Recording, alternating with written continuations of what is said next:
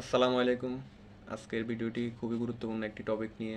Social মিডিয়ার মধ্যে প্রায় আমরা দেখতে পাই কোনো শিশু জন্ম নেওয়ার পরে তার ছবি তার আত্মীয়স্বজনরা সোশ্যাল মিডিয়াতে পোস্ট করে থাকে। এই ছবি পোস্ট করা বাচ্চার জীবনের জন্য অনেক সময় অনেক হুমকির মধ্যে পড়ে। আজকে ছোট একটা ঘটনা দিয়ে আপনাদেরকে বোঝানোর চেষ্টা করব। মিশরের একটি বাচ্চা যার নাম ইয়াহিয়া, তাকে নিয়ে তার বাবা-মা মক্কাতে যায় হজ করার জন্য। এই বাচ্চাটির কিছু ভিডিও সোশ্যাল মিডিয়াতে খুবই ভাইরাল হয়েছে। সে লাব্বাইক বলা ভিডিওগুলা পুরা বিশ্বজুড়ে প্রায় অনেক মানুষই দেখেছে। এর কয়েকদিন পরে মক্কা থাকা অবস্থায় তার কোনো রোগ শোক ছাড়াই বাচ্চাটি মারা যায়।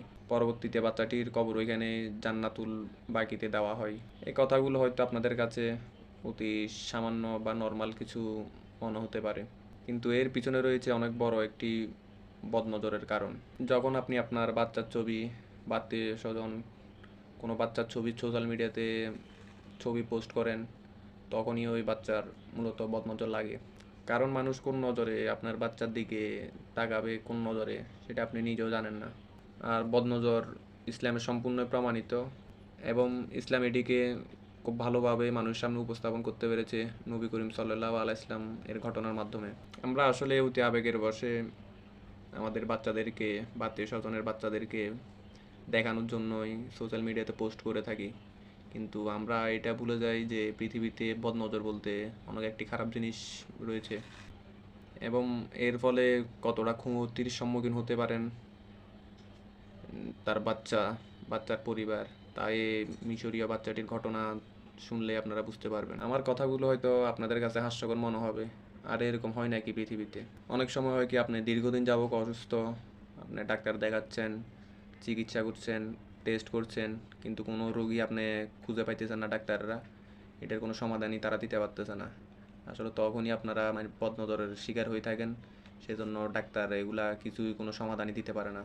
আপনার কোনো কিছু হলে আপনি সেগুলো সোশ্যাল মিডিয়াতে পোস্ট করবেন, কোনো কিছু হলে সেগুলো মানুষের সামনে উপস্থাপন করবেন, বিশেষ করে পরিবারের সদস্যদের নিয়ে।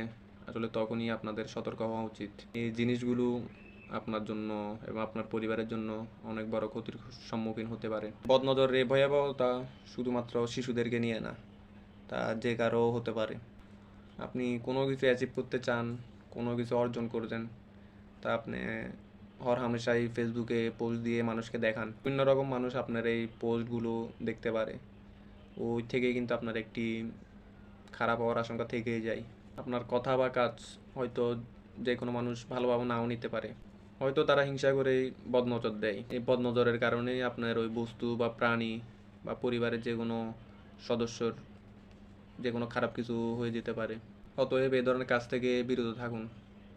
আপনার বা আপনার রিলেটিভ কারো বাচ্চা হলো, আপনার আবেগের বশেই তার ছবি বা ভিডিও সোশ্যাল মিডিয়াতে পোস্ট করলেন, বললেন যে সবাই মাশাল্লাহ বলো, কিন্তু আদৌ কি সবাই মাশাল্লাহ বলবে? তার দিকে হয়তো যে কেউ বদনজর দিতেই পারে না, এবং ওই থেকে শিশুটির যে কোনো ক্ষতি হয়ে যেতে পারে। বিশেষ করে ছোট বাচ্চাদের ছবি জন্ম নেওয়ার পরপরই বড় হওয়া পর্যন্ত তাদের ছবি এসব ভিডিও সোশ্যাল মিডিয়া থেকে পোস্ট করা থেকে বিরত থাকুন। দেখবেন, আপনাদেরকে একটা জিনিস বলি, বিভিন্ন সাইটে সোশ্যাল মিডিয়াতে বাচ্চাদের বিভিন্ন ভয়েস ব্যবহার করা হয়, তখন দেখবেন ডিসক্লেমার দেওয়া থাকে এবং বলা হয় এটা এন্টারটেনমেন্টের জন্য। টিকটকে যদি কোনো ভিডিও আপলোড করেন 13 বছরের নিচে কোনো শিশু, সেটা যে কোনো ভালোই ভিডিও হোক না কেন, টিকটক কিন্তু আপনাকে রেস্ট্রিকশন দিয়ে দিবে। আপনার কাছে কি মনে হয় এই বিষয়গুলো স্বাভাবিক?